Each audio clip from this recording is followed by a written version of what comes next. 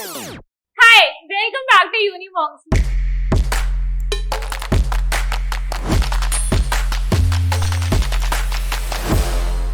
My name is Namra and I am your sociology educator. आइए करते हैं माशरे से मोहब्बत। हम क्या कर रहे हैं? हम बुक 1 का चैप्टर 4 कर रहे हैं। चैप्टर 4 का नाम क्या है? Market as a social institution. इस चैप्टर की बहुत सारी क्लासेस ऑलरेडी हो गई है। अगर आपने कोई भी क्लास मिस कर दी है, do not need to worry, description box में सारे लिंक्स अवेलेबल है। आपको क्या करना है? आपको जाके सब लिंक्स देखने हैं। क्यों देखने हैं? जैसे मैं हर क्लास में बोलती हूँ, चैप्टर्स एक दूसरे से इंटरलिंक्ड होते हैं। क्योंकि मैंने आपको लास्ट क्लास में कंजप्शन के बारे में पढ़ाया था, कमोडिफिकेशन के बारे में पढ़ाया था। अगर आपको कंजप्शन और कमोडिफिकेशन ही समझ में नहीं आया तो आपको आगे ग्लोबलाइजेशन क्या ही समझ में आएगा। ठीक है, चलो कोई नहीं, आज हम ग्लोबलाइजेशन से स्टार्ट करते हैं। कंजप्शन एंड कमोडिफिकेशन आप लास्ट क्लास में जाके देख लेना। So what is actually globalization? Globe मतलब नाम में ही आ रहा है ना, ग्लोब क्या होता है? ग्लोब अर्थ, ग्लोब धरती, अर्थ, सिंपल। ठीक है, ग्लोबलाइजेशन आज की क्लास में हम क्या देखेंगे? जो हमारा मार्केट एज एन इंस्टीट्यूशन है, market as a social institution, market कैसे वर्क कर रही है ऑल अराउंड द ग्लोब। हमने प्रीवियस क्लासेस में क्या देखा? हमने प्रीवियस क्लासेस में ये देखा, हम बेसिकली इंडियन सोसाइटी के ऊपर फोकस कर रहे थे। ट्राइब बेस्ड सोसाइटी के बारे में पढ़ा था, ट्राइब की वीकली मार्केट्स थी ना, उसके बाद हमने कास्ट बेस्ड सोसाइटी की मार्केट्स के बारे में पढ़ा था। ये सब हमने कर लिया। अब हम थोड़े ग्लोबल लेवल पे जाके देखते हैं कि इकोनॉमी कैसे वर्क करती है, सोशल इंस्टीट्यूशन कैसे, मार्केट ग्लोब मतलब समझ रहे ना, ग्लोबल लेवल पे, इंटरनेशनल लेवल पे market as a social institution कैसे वर्क करते हैं। ठीक है, चलिए स्टार्ट करते हैं। So what is basically globalization? Globalization is interlinking the local economy. Globalization is interlinking the local economy with the global economy. जैसे ही नाम में आपको समझ में आ रहा है, ग्लोबलाइजेशन में जो लोकल इकोनॉमी होती है उसको हम ग्लोब की इकोनॉमी से इंटरलिंक्ड कर देते हैं। ठीक है, आगे इंडिया का एग्जाम्पल देखिए, मैंने समझाया। Since the 1980s, India has entered a new era of liberalization and globalization. 1950 में कॉन्स्टिट्यूशन बना, ग्रीन रेवोल्यूशन आया, व्हाइट रेवोल्यूशन, बहुत सारे रेवोल्यूशन आए। तो क्या हुआ? हमारे पास एक टेक्नोलॉजिकल रेवोल्यूशन भी आया था अराउंड 1980s में। 1980s में क्या हुआ था? इंडिया ने लिबरलाइजेशन और ग्लोबलाइजेशन में भी काम करना स्टार्ट कर दिया था। ठीक है, जैसे कि globalization includes international movement. Globalization में क्या होता है? उसमें इंटरनेशनल मूवमेंट होती है किस चीज की? Of commodities, money, information, people and technology. तो ग्लोबलाइजेशन में क्या होता है? इसमें मूवमेंट होती है लोगों की, इंफॉर्मेशन की, पैसों की और कपड़ों की, मतलब एक दूसरे से बातचीत करना, कनेक्शंस बनाते हैं हम ग्लोबलाइजेशन में। ठीक है, A major aspect of globalization is the increasing extension and integration of markets around the world. इस लाइन का सरल भाषा में मतलब क्या है? इस लाइन का सरल भाषा में मतलब है ग्लोबलाइजेशन से इंटीग्रेशन हो रहा है। ठीक है, मार्केट्स का लोकल मार्केट्स का इंटरनेशनल मार्केट के साथ इंटीग्रेशन हो रहा है। ठीक है, मैं आपको आगे एग्जाम्पल से समझाती हूँ एक्चुअली ग्लोबलाइजेशन क्या होता है। उससे पहले मैं आपको यूनिमोंक्स के ऐप के बारे में बता देती हूँ। तो मतलब there are many apps out there. तो मतलब यूनिमोंक्स के ऐप में ऐसा क्या ही है, मैं आपको बताती हूँ। यूनिमोंक के ऐप में आपको प्री रिकॉर्डेड वीडियोस मिल जाएंगी, आपको लाइव सेशन मिल जाएंगे, आपको वन ऑन वन सेशन मिल जाएगा आपके फैकल्टी टीचर्स के साथ। ठीक है, यहाँ पे हैंड रिटन नोट्स मिलेंगे, आपको PYQs मिलेंगे, मॉक पेपर्स मिलेंगे। आप रियल टाइम में आप अपने घर पे बैठ के ऐसा आपको डाउनलोड करने के बाद आप प्रैक्टिस टेस्ट पेपर भी अटेम्प्ट कर सकते हैं। वो आप जैसे अटेम्प्ट करेंगे, सबमिट करने के बाद ही वो आपको बता देगा कि फीडबैक दे देगा कितने मार्क्स आए हैं, कि एरिया ऑफ आप कौन से एरिया में आप ज्यादा अच्छा काम कर सकते हैं। ठीक है, उसके बाद मैं आपको सोशियोलॉजी पढ़ा रही हूँ, यहाँ पे बहुत सारे फैकल्टी टीचर्स है। ठीक है, do not need to worry, CUT आने वाला है, आपको पढ़ाई करनी स्टार्ट कर देनी है। ठीक है, आपको डिस्क्रिप्शन में यूनिमोंक्स का एड्रेस मिल जाएगा, नंबर मिल जाएगा। ऑफलाइन क्लासेस करिए, ऑनलाइन क्लासेस करिए, लाइव सेशंस अटेंड करिए। इस बार तो CUT निकालना ही निकालना है। ठीक है, मैं आपको अभी ग्लोबलाइजेशन के एग्जाम्पल से समझाती हूँ। तो any changes in the market anywhere on globe have an immediate impact all over the world. इसका सरल भाषा में मतलब क्या है? इस लाइन का सरल भाषा में मतलब है, अगर कोई भी किसी भी मार्केट में, किसी भी एक एरिया में, किसी भी एक कंट्री की जो एक अच्छी मार्केट है, मैं यहाँ पे आपकी लोकल मार्केट की बात नहीं कर रही हूँ, यूनिफॉर्म्स इज इन मुनीरका, अगर मुनीरका में कोई चेंज हो रहा है इसका मतलब ये नहीं तो न्यूयॉर्क में चेंज हो जाएगा। मैं थोड़ी you know big market, technological markets का आपको एग्जांपल देके समझा रही हूँ, ठीक है। तो कोई भी मार्केट में चेंज होता है, उसके इफेक्ट, उसकी आफ्टरमैथ, उसका impact all over the globe दिखता है, ठीक है।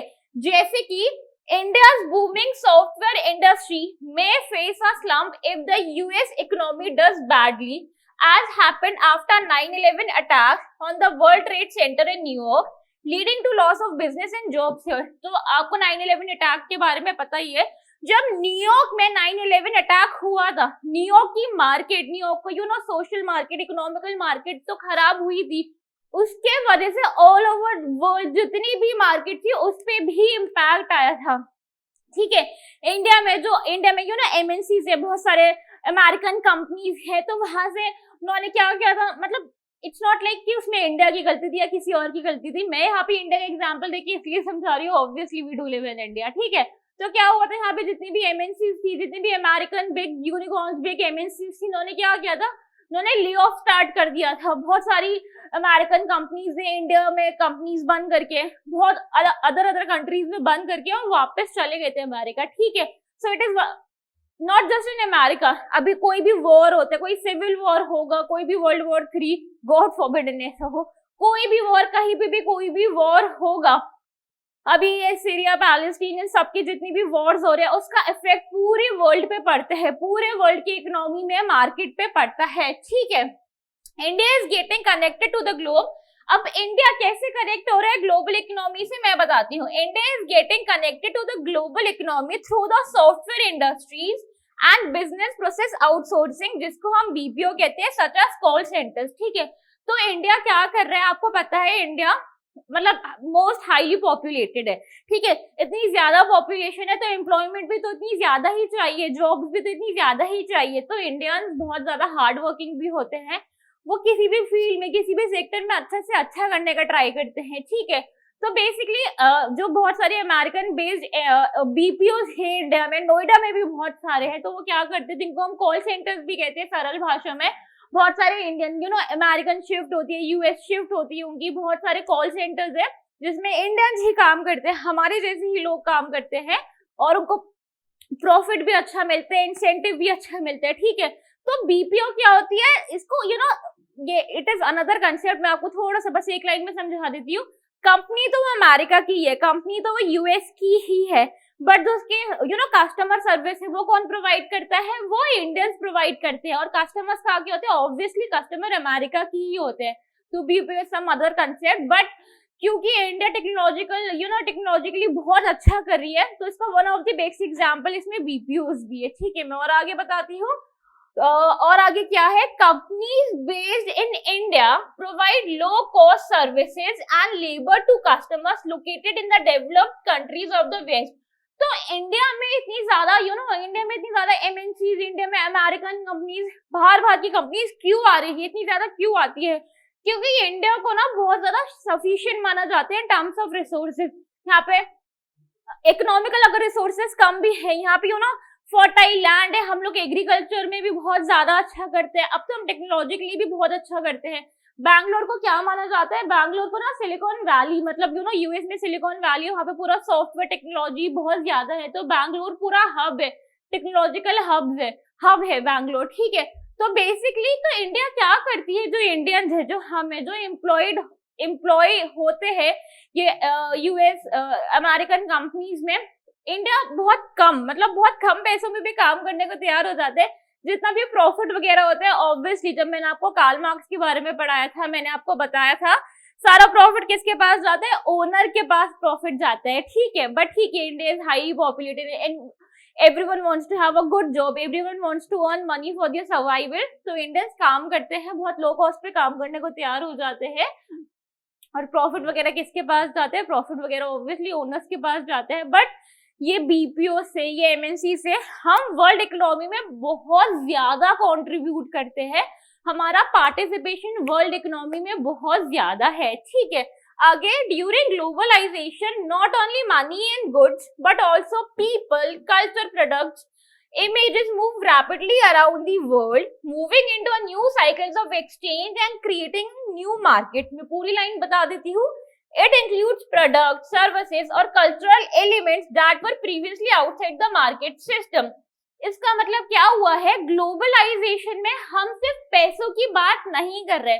ग्लोबलाइजेशन में मैं और किस किस चीज की बात करते हैं, ग्लोबलाइजेशन में आइडियाज एक्सचेंज होता है, कल्चर एक्सचेंज हो रहा है, आउटफिट्स एक्सचेंज हो रहे हैं. अगर ये येजी और ये न्यू जॉर्डन अगर अमेरिका में, न्यूयॉर्क में किसी भी, let's talk about the America in general, अगर यूएस में कोई भी न्यू शूज आ रहे हैं तो वो शूज हम इंटरनेट पे देखेंगे. ग्लोबलाइजेशन का one of the major contributor internet है. आज हमारे पास इंटरनेट है. 1980s 1970s में जब हमारे पास इंटरनेट नहीं तो ऑब्वियसली लोगों से बात करना इतना आसान नहीं था. आप इंडिया में थे, अगर आपको कोई रिलेटिव, कोई फ्रेंड बाहर रहता, उनको हम चिट्ठियां लिखते थे, उनको एक ट्रंक कॉल, बहुत लंबी कॉल जाती थी, बहुत महंगी होती थी. इसके ऊपर भी पूरी एक स्टोरी है, किसी और दिन बताऊंगी. तो इंटरनेट से क्या हुआ है, अगर आप अभी यहाँ पे दिल्ली में मुनीरका में है और अगर आपको कोई दोस्त लंदन में, लेट्स से लंदन में, आप उसको अभी कॉल मिला सकते हो विद इन सेकेंड्स. आप उसको इंटरनेट कॉल कर सकते हो, आप उसको वीडियो कॉल कर सकते हो, फेस टाइम कर सकते हो. तो ग्लोबलाइजेशन में हम क्या देख रहे हैं, ग्लोबलाइजेशन में सिर्फ मनी एक्सचेंज की बात नहीं हो रही है, कल्चर एक्सचेंज की बात भी हो रही है, आइडियाज एक्सचेंज हो रहे हैं, इंफॉर्मेशन एक्सचेंज हो रहा है. ठीक है, तो जर्मनी में फ्रैंकफर्ट स्कूल है, जैसे मैं आपको बताती हूँ, मैं रेडिकल मार्क्सिस्ट, तो फ्रैंकफर्ट स्कूल है, तो वहाँ पे मार्क्स की बहुत सारा थ्योरीज वगैरह है. I have so many friends there who are pursuing your PhD from there, तो वो मुझे न्यू मार्क्सिस्ट थ्योरीज बताते रहते हैं. तो मुझे भी यहाँ पे, although I live in Delhi only, तो मुझे भी सुन के अच्छा लगता है कि फ्रैंकफर्ट स्कूल में कार्ल मार्क्स की कितनी ज्यादा इंपॉर्टेंस है, उसकी थ्योरीज क्या है, उसकी क्रिटिसिज्म क्या है, समझ में आ रहा है. अगर आज से पहले 1970s में, 1980s में अगर मुझे इंफॉर्मेशन जाननी होती, मैं लंबे लंबे खत लिखती, लेटर्स लिखती और उनके कॉल का वेट करती. तो ग्लोबलाइजेशन से कल्चर बहुत इमीडिएट एक्सचेंज हो रहा है, ग्लोबलाइजेशन से इंफॉर्मेशन बहुत इमीडिएट एक्सचेंज हो रही है. समझ में आ रहा है आपको. आगे देखते हैं. फॉर एग्जाम्पल, इसका बहुत best example, yoga and Ayurveda now populated in the west. Yoga and Ayurveda basically originated from India, ये तो सब जानते हैं. बट अगर आप हॉलीवुड सेलिब्रिटीज को, हॉलीवुड इन्फ्लुएंसर्स को फॉलो करोगे, उनका ना हर चीज का एक न्यू ट्रेंड चलता है ना, तो वहां पे योगा का, आयुर्वेदा का, डिटॉक्स का, इन सबका बहुत ज्यादा ट्रेंड चल रहा है. ठीक है, जितने भी बड़े बड़े हॉलीवुड सेलिब्रिटीज है, इन्फ्लुएंसर्स है, they are so much into yoga. और आपने आप नेटफ्लिक्स सीरीज देखते, कोई भी सीरीज देखते हो, जब भी वो योगा की बात करते हैं, दे नो दिस जेस्टर, हम नमस्ते कहते हैं ना, तो उनको ये जेस्टर पता होते हैं, वो लोग भी ऐसा करते हैं. तो इंटरेस्टिंग है ना. ऑल्दो ये इंडियन कल्चर है, बट ये वेस्ट में भी बहुत ज्यादा फॉलो हो रहे. तो कैसे फॉलो हो रहे हैं, थ्रू ग्लोबलाइजेशन. समझ में आ रहा है, ग्लोबलाइजेशन से all over the world culture exchange होते हैं, इंफॉर्मेशन एक्सचेंज होती है. ठीक है, आगे देखते हैं. Another example is the famous annual fair in Pushkar, Rajasthan, to which pastoralists and traders come from distant places to buy and sell camels and other livestock. ठीक है, ये जो पुष्कर मेला लगता है राजस्थान में और रन ऑफ कोर्स का मेला लगता है ना भैया, इनकी मार्केटिंग और कुंभ मेला जो लगता है, इन सबकी ना मार्केटिंग लेवल बहुत हाई लेवल की होती है. ठीक है, इनकी जो मार्केटिंग लेवल होती है, हमको ये लगता है कि वी लिव इन इंडिया तो सिर्फ इंडियंस ही जाते होंगे. नहीं भाई, ऑल ओवर दी वर्ल्ड बहुत सारे लोग जिनको इंडियन कल्चर बहुत एक्साइटिंग लगता है, बहुत अच्छा लगता है, एस्थेटिक लगता है उनको इनफैक्ट, तो वो लोग क्या करते हैं, वो लोग स्पेशली ये मेला या फेयर्स अटेंड करने आते हैं. ठीक है, और ये जितनी भी टूरिज्म ट्रिप मतलब ये टूरिज्म इंडस्ट्री होती है, ये ट्रिप्स बनाते हैं कि पुष्कर मेला में जाना है, 2 days 3 nights 5 days, this and that, पूरा पैकेजेस होता है. ठीक है, तो इससे क्या होता है, इससे ऑब्वियसली बाहर से फॉरेनर्स, बाहर से लोग आ रहे हैं, ऑब्वियसली इंडियन इकोनॉमी बूस्टअप होगी. ठीक है, आइडियाज एक्सचेंज हो रहे हैं, इंफॉर्मेशन एक्सचेंज हो रही है, कल्चर एक्सचेंज हो रहा है. और हम ग्लोबलाइजेशन में क्या देखते हैं, हम ग्लोबलाइजेशन में यही देख रहे हैं, सिर्फ मनी एक्सचेंज नहीं हो रहा. पुष्कर मेला, रन ऑफ कच्छ का मेला, कुंभ मेला, ये सब इंडिया के, मतलब obviously originated from India, practice in India. ठीक है, बट क्या हो रहा है, ऑल ओवर दी वर्ल्ड इसको लोग जानने लगे हैं, फॉलो करने लगे हैं. तो कितनी अच्छी बात है ना. Being an Indian I feel very proud, मुझे तो बहुत अच्छा लगता है। ठीक है, आगे देखते हैं। While the Pushkar Fair continues to be a major social and economic event for the local people, it is also marketed internationally as a major tourist attraction। तो मैं आपको क्या बता रही थी, मैंने आपको एग्जांपल देके समझा दिया कि पुष्कर मेला की जो मार्केटिंग होती है वो बहुत इंटरनेशनल लेवल की होती है। कुंभ मेला की, रन ऑफ कच्छ की मेला पे बहुत ज्यादा इंटरनेशनल मार्केटिंग होती है। ठीक है, उसके बाद टूरिज्म इंडस्ट्री भी बहुत ज्यादा बूस्ट अप हो रही है ग्लोबलाइजेशन से। हम लोग भी बाहर जाते रहते हैं, अच्छे अच्छे पैकेज निकलते हैं, वो टोमाटिनो फेस्ट और न्यूयॉर्क में वो I am forgetting the name, कुछ उसका सनसेट देखने के लिए लोग जाते हैं। तो टूरिज्म इंडस्ट्री भी ग्लोबलाइजेशन से बहुत ज्यादा बूस्ट अप हो रही है। पहले लोग मतलब नॉट अभी के 90 सेंचुरी में लोग पूरा शिप विप से जाते थे, अब हमारे पास एयरक्राफ्ट एरोप्लेन वगैरह है। और टूरिज्म इंडस्ट्री है, पैकेजेस निकालती है, डिस्काउंट हमें मिलते हैं, early package discount, early bird discount, बहुत ज्यादा पैकेजेस वगैरह अवेलेबल है। तो इस वजह से globalization all over the world practice हो रही है। We are actually living in that. ठीक है, आईफोन क्या निकलता है, ओरिजिनली आईफोन तो यूएस प्रोडक्ट है ना, इंडिया में हमें मिलता है, प्रोडक्ट यूएस का है, इंडिया में मिल रहा है, क्या है, it is also one of the major example of globalization. इतना समझ में आ रहा है। ठीक है, कोई भी यूएस में कोई भी पॉलिटिक्स पे बात हो रही है, कुछ अच्छा हुआ है, कुछ बुरा हुआ है, इंडिया में उसका बहुत ज्यादा इफेक्ट पड़ता है, not just in India, in any other country. Since we are talking about globalization, we can take any country into account. ठीक है, और चाइना में भी, डू यू रिमेम्बर कोविड-19 जब हुआ था, started from China, spread all over the world, तो क्या होता है, इट वाज अ पैंडेमिक। तो क्या हुआ था भैया, पूरी ग्लोबल मार्केट, पूरी मार्केट ठप पड़ गई थी। क्यों? क्योंकि ऑब्वियसली पैंडेमिक था, पीपल वर डाइंग, लोग वायरस से परेशान थे, सब चीजों से परेशान थे। इस पूरी ग्लोबल मार्केट रुक गई थी ना, वो 2 साल, वो 2.5 साल पूरी ग्लोबल मार्केट के लिए बहुत ज्यादा क्रूशियल थे, बहुत ज्यादा नेगेटिवली अफेक्ट किया है उसने। And people, big companies, in fact at the individual level, people are trying the level best to overcome from that. वो लोग हार्ड वर्क कर रहे हैं, मनी इकट्ठा कर रहे हैं। ठीक है, तो आई होप आपको ग्लोबलाइजेशन में इतना समझ में आया होगा। आगे देखते हैं, आगे क्या पढ़ना है। तो ग्लोबलाइजेशन में जैसे मैं आपको पढ़ा रही हूँ, ये सब मैंने आपको जितने भी फेयर है, ये ट्रिप्स एंड टूर, इन सबके एग्जाम्पल दे रखा है। ठीक है, पुष्कर लेक, कार्तिक पूर्णिमा में पुष्कर लेक पे एक फेयर लगता है, उसका एग्जाम्पल मैंने आपको देके समझा दिया है।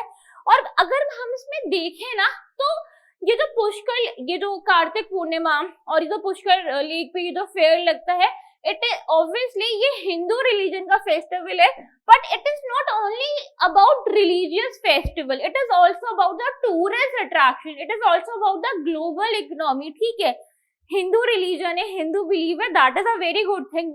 बहुत सारे लोग हिंदू रिलीजन है क्योंकि हिंदू फेस्टिवल इस वजह से भी जाते हैं, but there are many people out there जो जाते हैं क्योंकि उनको वो देखना पसंद है। स्टॉल्स लगते हैं, अलग अलग जगहों से स्टॉल्स लगते हैं, कैमल राइड्स होती हैं, और घाघरा चोली, जो भी राजस्थान की चीजें होती है, जो भी राजस्थान का कल्चर होता है, उन्हें वो देखने का मौका मिलता है। तो समझ में आ रहा है ग्लोबलाइजेशन से कितना ज्यादा। अच्छा, आपने वो जेनिफर एनिस्टन की मूवी देखी है, फॉरगेटिंग द नेम, जो उसकी मूवी थी उसका, जिसमें एडम सैंडलर भी है, तो उसने she is wearing a Manish Malhotra's lehenga. ठीक है, उसमें इंडियन शादी दिखाई है, इंडियन वेडिंग दिखाई है, and in that movie she is wearing a Manish Malhotra's murder mystery.